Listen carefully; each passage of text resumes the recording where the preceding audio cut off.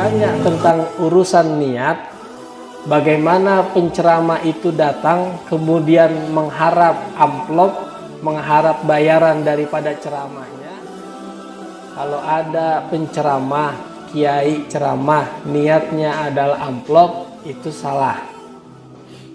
Tapi lebih salah lagi buat para pengurus DKM, buat para panitia maulid, kalau nggak nyiapin amplop buat penceramah. Begitu ya. Ya.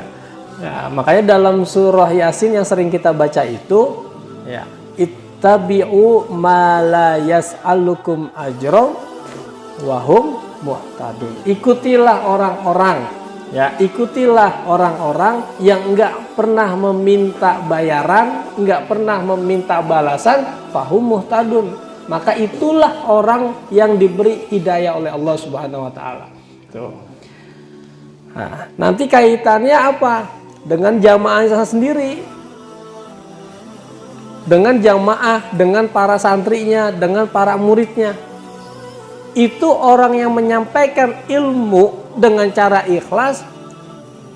Orang ikhlas itu datangnya dari hati. Ketika dia menyampaikan sesuatu dari hati, maka itu akan memiliki daya setrum ke hati para pendengarnya. Gitu. Jadi orang yang menyampaikan sesuatu dari hatinya, maka akan masuk ke hati para jamaahnya sekalian. Gitu.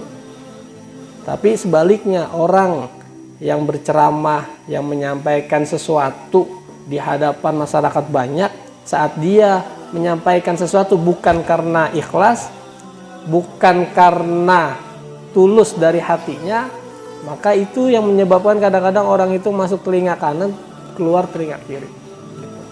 Enggak meninggalkan bekas dalam hati para jamaahnya, enggak. Gitu. Paling apa? Ketawa sih ketawa gitu, tapi bentar dah sampai rumah.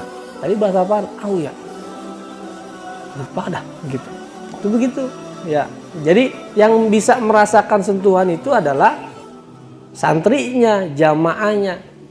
Dulu waktu kita ke Bandung dari 2016 sampai 2018, bismillah, mengikuti daripada instruksi daripada kiai gitu ya, kita pergi ke Bandung.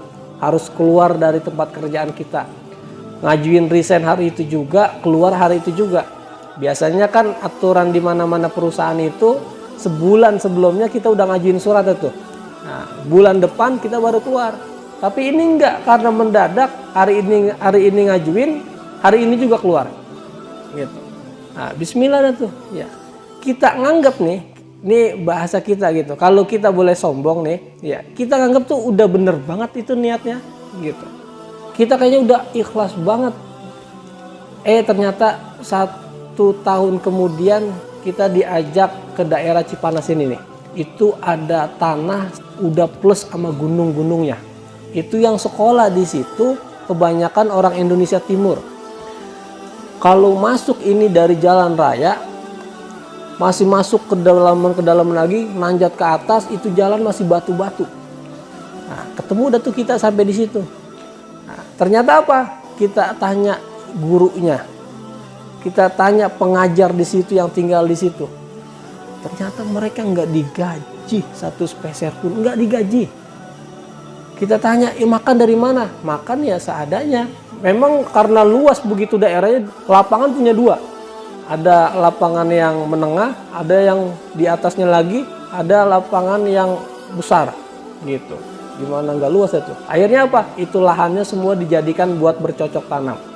Ada ubi, ada tales, ada singkong, ada wortel gitu. Kita tanya, sehari-hari makan apa? Ya seadanya aja. Kalau ada singkong, kita makan singkong gitu. Pernah satu waktu gak makan sama sekali gitu. Satu waktu dah tuh gurunya begitu tuh. Semua pengajarnya gak digaji.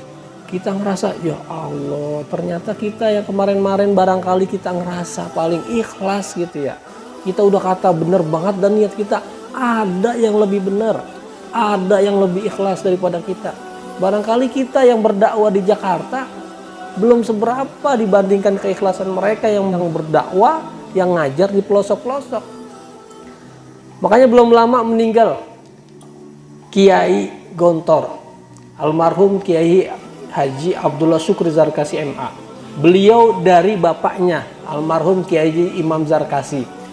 Apa kata beliau? Orang besar dalam pandangan, dalam kacamata Gontor, siapa yang dikatakan orang besar? Bukan orang yang bertitel, bukan orang yang punya jabatan, bukan orang kaya yang dianggap besar. Orang besar itu adalah orang yang di pedalaman-pedalaman, yang di pelosok-pelosok, bahkan di ujung gunung mereka masih mengajarkan alif ba ta, masih ngajarin anak-anak kecil ngaji, masih mengumandangkan asma-asma Allah. Padahal apa? Di pedalaman, di ujung puncak gunung, nggak ada lagi orang itu rame-rame, nggak ada, tapi mereka masih istiqomah ngajar ngaji itu mereka, ya. Kenapa dianggap besar? Keikhlasannya, ya. Saat dimana orang itu berdakwah dikit-dikit amplop yang dibahas, tapi di ujung sana, di pedalaman sana ada orang yang nggak digaji sama sekali. Nah, itulah yang menjadikan derajat mereka tuh selalu tinggi di sisi Allah Subhanahu wa taala.